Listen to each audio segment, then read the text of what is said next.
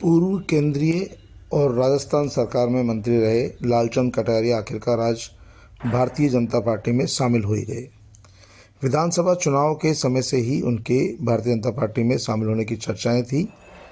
उन्होंने विधानसभा चुनाव भी नहीं लड़ा था और टिकट भी नहीं लिया था। लगातार इस बात की चर्चाएं जोरों पर थी कि वो भारतीय जनता पार्टी के केंद्रीय नेतृत्व के संपर्क में है और भारतीय जनता पार्टी उन्हें जयपुर ग्रामीण से लोकसभा का चुनाव लड़वा सकती है। इसीलिए उन्होंने विधानसभा का चुनाव नहीं लड़ा और आज अपने समर्थकों के साथ वो भारतीय जनता पार्टी में शामिल हो गए। आपको बता दें कि लालचंद कटारिया के पिता भी कांग्रेस से विधायक रहे आमेर से, और लालचंद कटारिया लंबे समय से बचपन से ही कांग्रेस पार्टी के सदस्य रहे।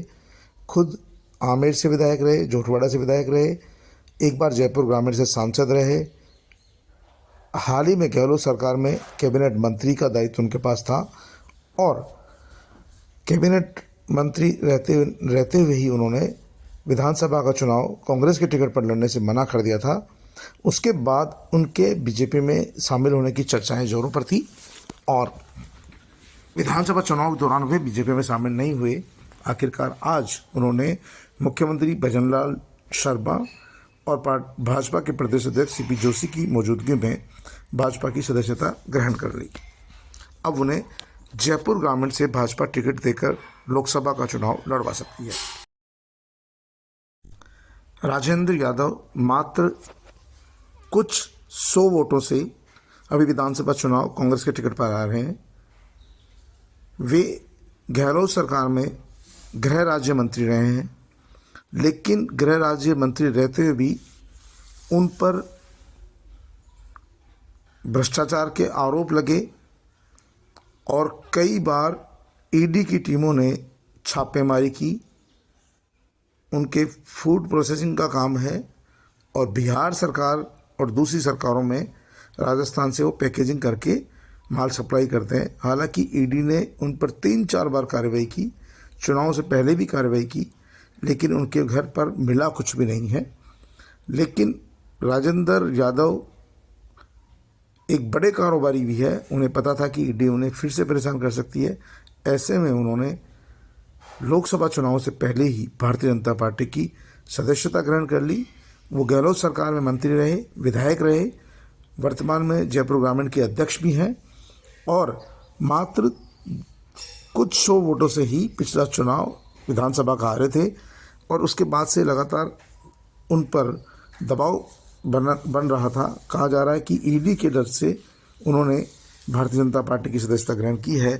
आज उन्होंने भारतीय जनता पार्टी की सदस्यता ग्रहण की। धौलपुर करौली के पूर्व सांसद रहे और सरकार में अनुसूचित जाति आयोग के अध्यक्ष रहे, विधायक रहे। खिलाड़ीलाल बैरवा मंत्री नहीं बनाए जाने से मुखर थे। पूरे 5 साल उन्होंने मुख्यमंत्री अशोक गहलोत की बगावत की, खिलाफत की, बार बार अनुसूचित जाति जनजाति के मुद्दे उठाए और आखिरकार उनका चुनाव में टिकट काट दिया गया।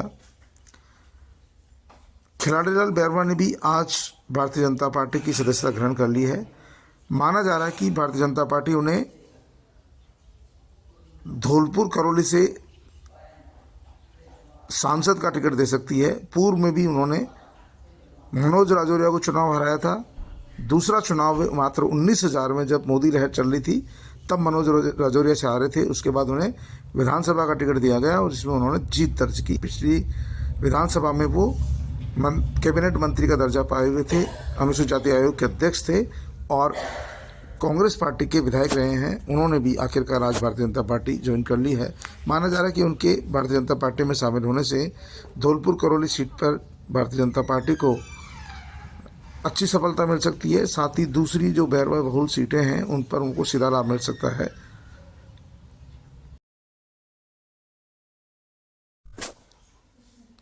दिग्गज नेता नाथूराम मिर्जा के छोटे भाई रिछपाल मिर्जा, जो अपने डायलॉग डिलीवरी के लिए सोशल मीडिया पर ट्रेंड करते हैं, सोशल मीडिया पर उनके डायलॉग सुने जाते हैं। रिछपाल मिर्जा कांग्रेस के विधायक रहे 3 बार। उनके बेटे पिछली बार विधानसभा के दौरान विधायक थे, इस बार उनके 2 बेटों को कांग्रेस पार्टी ने टिकट दिया। लेकिन दोनों ही चुनाव हार गए। उसके बाद रिचपाल मिर्धा का एक दिन बयान आता है कि बीजेपी सभी 25 सीटें जीतेगी। अब नागौर से उनकी भतीजी ज्योति मिर्धा को भारतीय जनता पार्टी ने टिकट दिया है। ऐसे में पूरा मिर्धा परिवार हनुमान बेनीवाल के खिलाफ एकजुट होकर उन्हें चुनाव में समर्थन करेगा और भारतीय जनता पार्टी ने भी पूरे मिर्धा परिवार को एकजुट कर दिया है। अब भानु प्रकाश मिर्धा उनके बेटे ही कांग्रेस पार्टी में बचे हैं और उनके बेटों ने भी लोकसभा चुनाव अपनी बहन के सामने लड़ने से मना कर दिया है। पूर्व पीडब्ल्यूडी मंत्री ने साफ मना कर दिया कि वो अपनी बहन के खिलाफ चुनाव नहीं लड़ेंगे। विजयपाल मिर्धा रिचपाल मिर्धा के बेटे हैं और इन्होंने भी भारतीय जनता पार्टी की सदस्यता ग्रहण कर ली। हाल ही में ये कांग्रेस के टिकट पर चुनाव लड़े थे, डेगाना से चुनाव हार गए और इनका दोनों बाप बेटों का कहना था कि कांग्रेस पार्टी में अब पुराने नेताओं की वक़्त नहीं बची है। ऐसे में वो अब भारतीय जनता पार्टी की सदस्यता ग्रहण कर रहे हैं। लेकिन भारतीय जनता पार्टी को नागौर सीट जिताने के लिए मिर्धा परिवार में से रिचपाल मिर्धा और विजयपाल मिर्धा को तोड़ना जरूरी था। इसीलिए उन्होंने सबसे पहले ज्योति मिर्धा को तोड़ा, उन्हें भारतीय जनता पार्टी का टिकट दिया, मेंबर बनाया और अब रिचपाल मिर्धा और विजयपाल मिर्धा भी भारतीय जनता पार्टी में शामिल हो गए, जिसका बीजेपी का लाभ मिलेगा। रणधीर सिंह भिंडर भारतीय जनता पार्टी के ही नेता रहे हैं, विधायक रहे हैं और बीच में उन्होंने पूर्व मंत्री और मौजूदा असम के राज्यपाल गुलाबचंद कटारिया से मनमुटाव के चलते भारतीय जनता पार्टी छोड़ दी और उदयपुर में रणवीर सेना बनाई और उसके टिकट पर लगातार खुद चुनाव जीते। आज उन्होंने, क्योंकि अब गुलाबचंद कटारिया राज्यपाल बन चुके हैं तो उनकी अदावत भी खत्म हो चुकी है, भारतीय जनता पार्टी की विचारधारा के अच्छे पुरोधा रहे हैं। एक बार फिर से उन्होंने आज मुख्यमंत्री भजनलाल शर्मा और पार्टी के प्रदेश अध्यक्ष सीपी जोशी के नेतृत्व में भारतीय जनता पार्टी की सदस्यता ग्रहण की है। उनकी पत्नी पूर्व प्रधान रही है, उन्होंने भी भारतीय जनता पार्टी की फिर से सदस्यता ली है। इनके शामिल होने से उदयपुर संभाग में भारतीय जनता पार्टी को बल मिलेगा। जो भारतीय जनता पार्टी का वोट बैंक था वो इनके साथ गया हुआ था, वो वापस से भारतीय जनता पार्टी के साथ जुड़ सकेगा। तो आज भारतीय जनता पार्टी में इन्होंने भी वापस से सदस्यता ग्रहण की है। पूर्व राज्यपाल, पूर्व उप मुख्यमंत्री रही कमला बेनीवाल के बेटे आलोक बेनीवाल भी आज अपने समर्थकों के साथ भारतीय जनता पार्टी में शामिल हो गए। आलोक बेनीवाल गहलोत समर्थक माने जाते हैं। पिछला चुनाव उन्होंने निर्दलीय जीता, पूरे 5 साल सरकार में पूरे फायदा उठाया, लेकिन उन्हें पता था कि कांग्रेस पार्टी में अब सचिन पायलट की चलेगी और सचिन पायलट वहाँ पर मनीष यादव के अलावा टिकट नहीं देंगे, क्योंकि पूर्व में भी जो 2 बार टिकट मिला था गहलोत की वजह से मिला था। ऐसी स्थिति में आलोक बेनीवाल कांग्रेस में रहकर कुछ कर नहीं सकते थे और उन्हें लगता था कि जब तक सचिन पायलट हैं तब तक मनीष यादव को टिकट मिलेगा, क्योंकि मनीष यादव वहाँ सर्वाधिक वोटों से चुनाव जीते थे।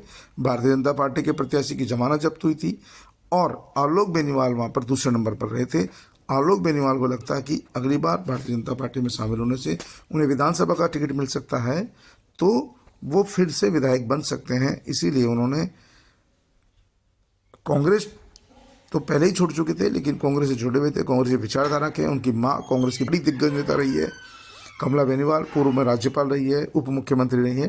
आलोक बेनीवाल ने भी आज मुख्यमंत्री भजनलाल शर्मा और सीपी जोशी के नेतृत्व में भारतीय जनता पार्टी की सदस्यता ग्रहण कर ली। इस दौरान हजारों कार्यकर्ता मौजूद रहे।